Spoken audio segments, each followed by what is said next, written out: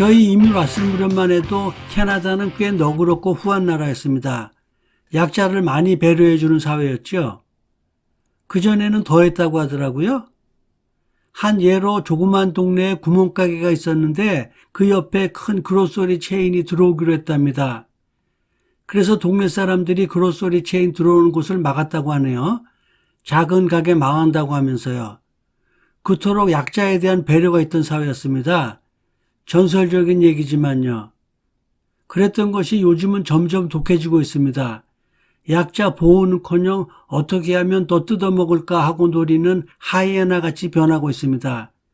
점점 살벌해지는 거죠. 한 아파트 세입자가 퇴고 명령을 받았습니다. 이유는 아파트에서 관리를 제대로 해주지 않기 때문에 방송국에 제보했던 것이 문제였습니다. 쫓겨나게 생긴 사람 얘기로는 제보한 내용이 방송에 나간 후 아파트 관리회사로부터 퇴거 명령을 받았다고 합니다. 허위 사실을 유포해 회사 명예를 실추시켰다고요. 그러면서 문제가 생기면 제깍제깍 처리해 주었다고 주장했습니다. 제보자 얘기로는 그렇지 않다고 하고요. 그래서 마지막 방법으로 방송국에 제보한 것이라고 합니다. 요즘 토론토에서는 작은 문제로도 세입자를 쫓아내려는 경향이 흔합니다. 특히 오래 살던 사람이 그렇습니다. 이유는 기존에 살던 사람은 월세를 법정 한도 안에서 올려야 하기 때문에 많이 올리지 못하는데 새로운 세입자는 왕창 오른 새 월세로 입주시킬 수 있기 때문입니다. 그런 이유로 꼬투리만 있으면 오래된 세입자를 쫓아내려고 하는 겁니다. 다행스러운 것은 이런 문제로 법정에 가면 대부분 세입자가 이긴다고 합니다.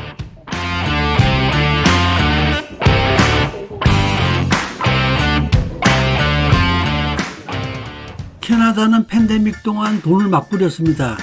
다음과 같은 항목으로요.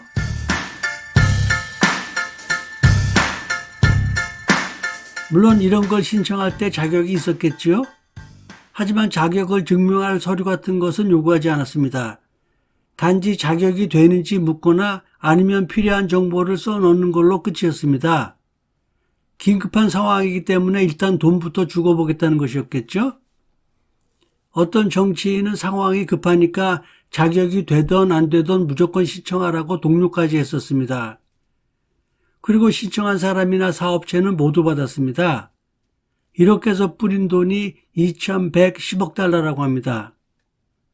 그런데 나중에 감사기관에서 감사를 해보니까 그중 460억 불 정도는 딴 지원금과 중복으로 나갔고 274억 불 정도는 자격이 없는 사람에게 갔을 것이라고 합니다. 이들 중 일부는 CRA, 한국으로 치면 국세청입니다. 여기에서 보낸 서한을 받고 토해냈습니다. 그런데 제가 말씀드리려고 하는 것은 이게 아니고요. 이런 부정수령자 가운데 CRA 직원도 있었다는 것입니다. 기사에 의하면 모두 잘렸다고 하네요. 세상에는 멍청한 사람들이 간혹 있지만 정말 이렇게 멍청한 사람들도 있습니다. 저만 해도 신청했다가 마지막 단계에서 그만뒀습니다. 저는 자격이 안 됐거든요. 그래도 신청하면 돈이야 받았겠지만 거짓말해서 받으면 나중에 탈나지 않겠어요? 그런데 지원금을 지불하는 기관에서 근무하는 사람이 수입이 없어졌거나 줄었다고 신고를 했으니 양심이 없어도 너무 없었던 것이죠. 아마 발각되지 않으리라 생각했는지 모르지만 결국 소탐대실이 되고 말았습니다. 밥그릇을 깨고 말았네요.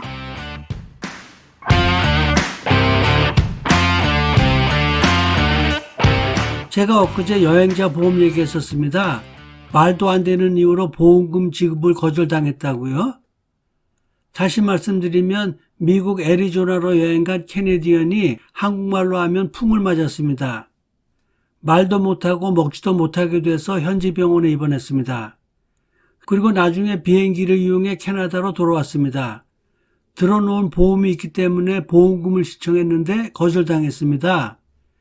콜레스테롤 약을 20mg짜리를 복용하면서 10mg으로 신고했다고요. 보험 들 때는 10mg을 먹다가 나중에 의사 처방으로 20mg으로 올렸는데 신고를 안 해서 생긴 일입니다. 보험회사에서는 이 말도 안 되는 이유로 보험금 지급을 거절했던 겁니다. 오늘 그 기사가 다시 떴는데 보험금 지급을 해주기로 했답니다. 미국 병원에 지불할 돈이 50만 불이 넘는다고 하네요. 그리고 미국에 있는 피보험자의 캠핑카를 캐나다까지 가지고 오는 비용도 지불해 주겠다고 했답니다.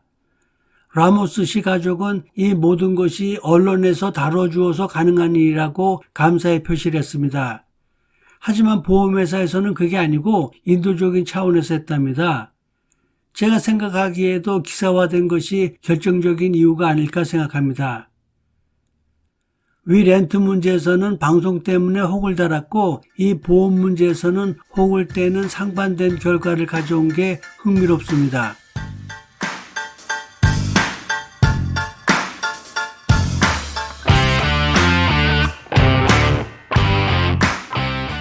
의료 시스템의 고질적 문제 해결하기 위해 여러 주가 연방정부와 민영화 시스템 도입을 협의하고 있습니다. 이에 대한 국민들 반응은 거의 산분되어 있습니다. 한 여론조사 기관에 따르면 민간 의료 시스템에 반대하는 사람이 39%, 찬성하는 사람이 28%, 잘 모르겠다는 사람이 33%라고 합니다. 그러니까 어느 쪽으로도 크게 기울어져 있지 않습니다.